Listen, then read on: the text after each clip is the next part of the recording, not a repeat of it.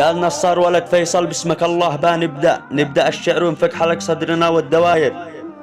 يا هاقسي هات ما معك ولا تكون من الأرداء، اطلق أبيات القصيد مثل الذخاير. هات أبيات ما قد سمعها من البشر أحدا، وإذا قلت لك هات قول لبيه تمام حاضر. أشتي يتكلم على حاضرنا وأيامها السوداء، تعبنا نقول الأمر سابره والوضع سابر. قد أغلب الشعب ما عاد معه أي شي يتغدى، الشعوب يفكروا في المستقبل وإحنا نبكي على الحاضر.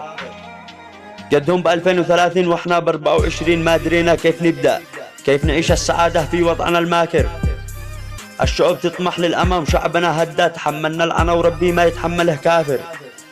وفوق هذا بترولنا من سوق السوداء، والغاز عند عاقل الحارة نسارب ونطابر. نشتي نعيش ما عاد نشتي نركب الهوينداء، ولا نريد نبني فلل وفنادق أو عماير. نشتي لقمة العيش والضمير والمبدأ، ويصرفوا معاشات المدرسين والعساكر. كانت يمنا أفضل وخير بلدا في جوها وناسها وخضر المناظر.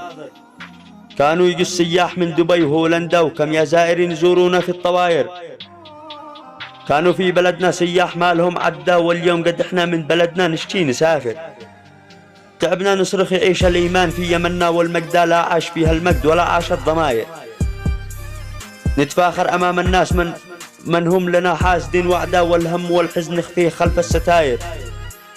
لا عاد شربنا البيبسي ولا الميرندا، الهنجمة هنجمة وغدا العيد طاير.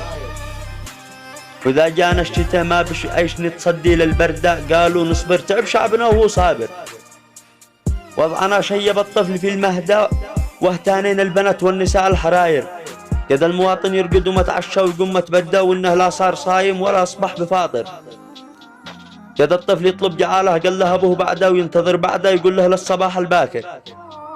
يزعل الطفل والأب باله ما قدر يهدى، قده يتمنى لو يصير من أهل المقابر. أصبحنا في النار والجنة وسط كندا، والحرية في الكويت وبلدنا سجون وعنابر. كان شعبنا لكل الدول يتحدى، والآن أصبحنا مثل مونة خالية المعابر.